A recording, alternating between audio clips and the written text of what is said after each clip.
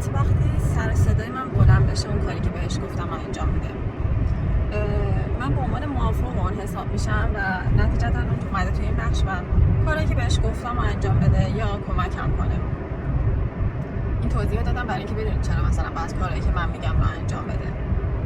من معمولا بهش میگم فلان کارا رو ازت میخوام، اما مثلا میبینی یک هفته نهایتا شاید تا 10 روز اون کار انجام نده، کاری که مثلا لازمه که حالا نه فقط حالا همون روز اما نهایتا تا فرقش انجام بده. فرض کن تا 10 روز ممکنه این موقعی زمان ببره و انجام نده.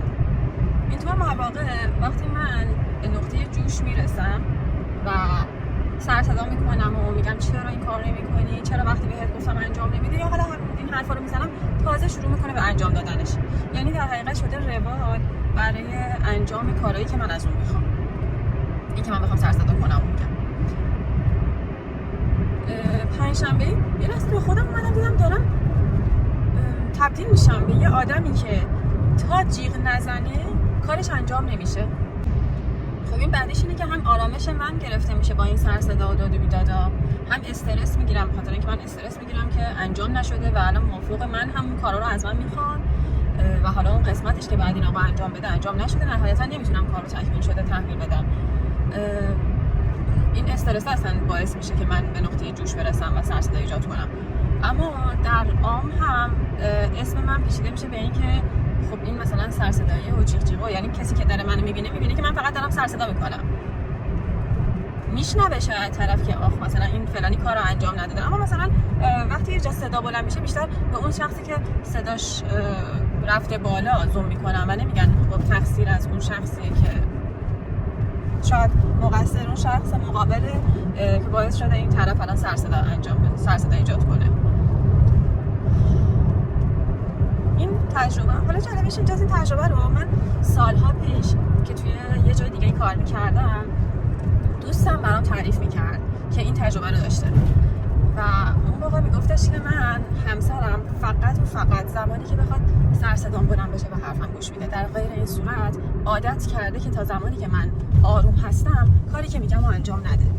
از همونجا این شده بود آویزه گوش من که هیچ وقت اجازه ندم این روتین بشه، چون این روتین خودش هم میگفت من این روتین رو انجام دادم برای خودم، ایجاد کردم در حقیقت با مثلا حالا سر صدایی که بخوام عصبانی بشم و بعد وقتی عصبانی شدم فقط کار منو انجام بدن. در حقیقت این روتین شده برای من، اما مثلا خواهر من هر وقت که یه حرفی رو بزنه همسرش بهش گوش میده. حالا نه اینکه دقیقاً بله قربانگو باشه، نه، اگر کار انجام شدنیه با آرامش هم که طرف میگه انجام میده. اما مثلا این بنده خدا همون کاری هم که باید انجام بشه و همسرش موافق بوده با انجام اون کار، اون رو باید حتما با سر صدا و داد و بیداد و جیغ بعد ازش میخواست، وگرنه تا غیر اینکه این کار رو انجام بده، این سر صدا رو انجام بده، همسرش انجام نمیده.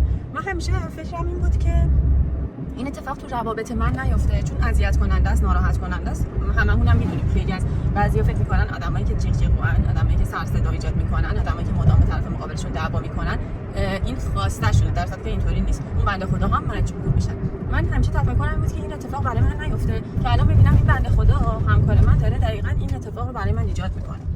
حالا باید ببینم راهکارش چیه. من میخوام ازش جور دیگه ای کار بخوام واقعا، چون خسته کننده است که بخوای مدام یه چیزی رو از یه نفر با سر صدا و دعوا بخوای.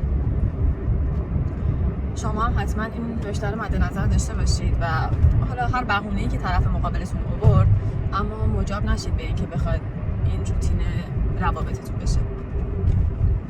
تا یه سفر دیگه، خدافظ.